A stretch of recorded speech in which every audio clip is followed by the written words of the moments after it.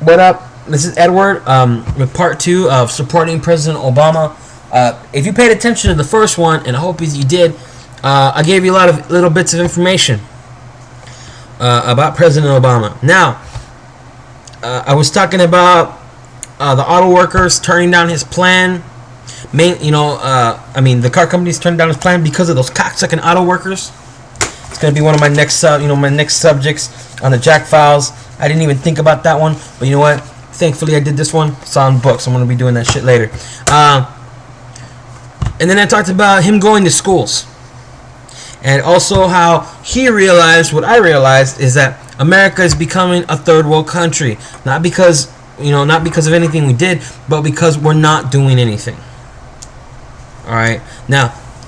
When I say support President Obama, I'm going to turn around and slap down some of those motherfuckers and say, well, he's making money. He's got a stock portfolio. He's making money because he owns part of these companies. First of all, I want you all just to shut the fuck up, okay? There's a lot of motherfuckers out there that have stock portfolios. President Obama, before he was President Obama, had a stock portfolio. He wasn't stupid. He was investing his money. So shut the fuck up. They're saying he's always writing a book. He should write a book. He's the first black president. That motherfucker's gonna go through the roof. And if y'all want to talk about presidents making money, how about y'all just shut the fuck up and look at George Bush, the sequel? I hate that cocksucker. If I ever have a chance to meet that motherfucker, I'll be going to jail because I'm gonna stab that motherfucker in the fucking eye. Why? Because this is what y'all need to realize. This is what y'all need to open up your eyes about. And realize that while you might think President Obama is bad, President Obama's not bad.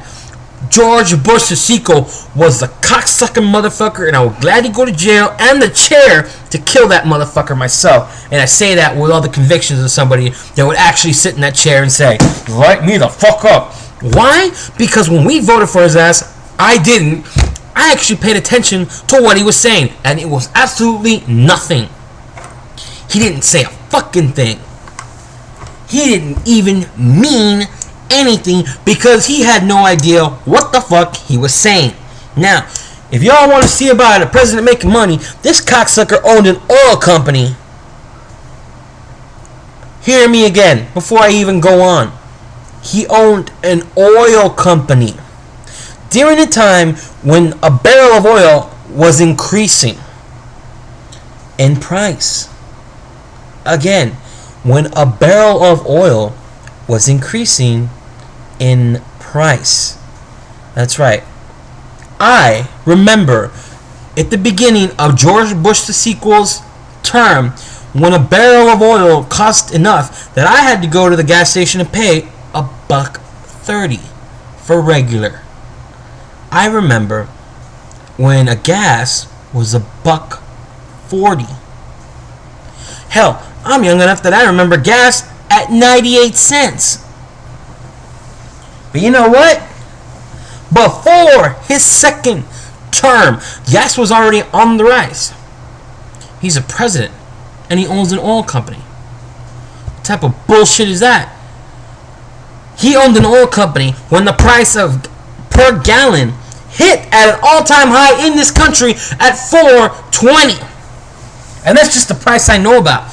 It could have been more. That motherfucker was making billions. Billions. And you know what? He owned enough oil company. What y'all don't realize is that he owned a company that could have provided enough oil for us. That oil could have been $1.90. Pay attention, people. He could have made sure his company produced enough oil that the price per barrel decreased and not increased. That's right, decreased. That means the price went down rather than increased, meaning the price went up. But he didn't do that. So you people are saying, well, President Obama's making money while he's in office. Shut the fuck up and pay attention to George Bush's sequel first, bitch. That motherfucker made more money in 1 year that President Obama would make in 50 years. How can I say that? Because in 1 year, George Bush stock in that company made him $12 billion. So shut the fuck up.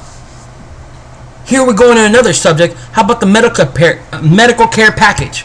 That's one big thing that President Obama's been pushing, which is very important to me and to you. Why? Because he's saying that if you need medical care, you should get it. That's right. You need health care, he's going to provide it. But you know what? If you don't fucking step up and support this motherfucker, you ain't going to get it. Electronically filing our medical files is actually very important. Why? Because if you get sick in New York State and say, Albany, New York, they tell you, do not take this kind of medication. Why? Because this medication will kill you. We're going to write it down here. Take this medication, but don't take this one. Now, you get in a car accident in Portland, Oregon, what's going to happen? They tell you, we're going to give you this medication. Whoa, wait a minute. My doctor told me I can't take that. But what happened? You're in a car accident. You got shot. You had a stroke, a heart attack, something. You're lying unconscious. Now, they don't know that. Why? Because they don't have time to call your regular doctor. They don't have time to wait for somebody to look through the fucking files. They don't have time for the facts. You're dying. They're going to turn around and give you what they think you need. And what happens? You die. All it takes is for us to create a database where all our medical files and histories are put together and we can have access to them. Simple. But you know what? People don't want that. I'm sorry. We want it as a people, but the medical companies don't want that shit.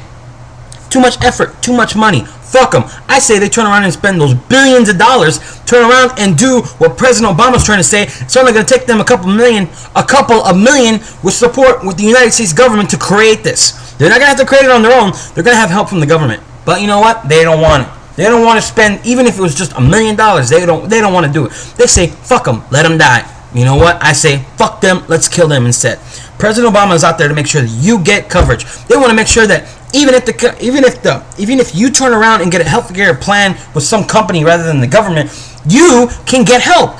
If you pay them $10,000 a year and you have a $200,000 deductible, he's saying they can't fuck you out of that.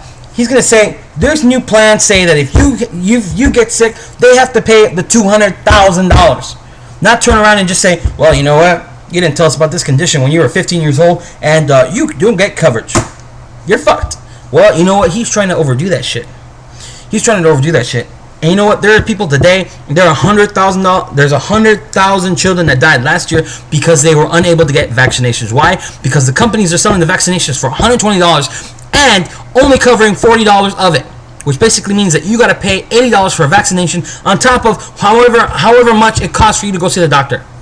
And if you need a prescription while you're there, you're fucked, because sometimes that could run up to $300 per visit.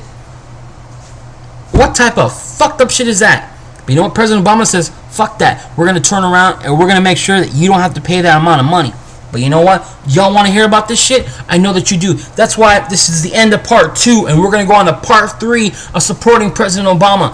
That's right, guys. I'm here. I'm getting excited. I'm getting worked up because you know what? I'm trying to make sure that you realize what the fuck's going on. It's here at the Jack Files. My name's Edward. Don't forget, it's all about freedom of speech. If you don't use it, they will take it away. Peace.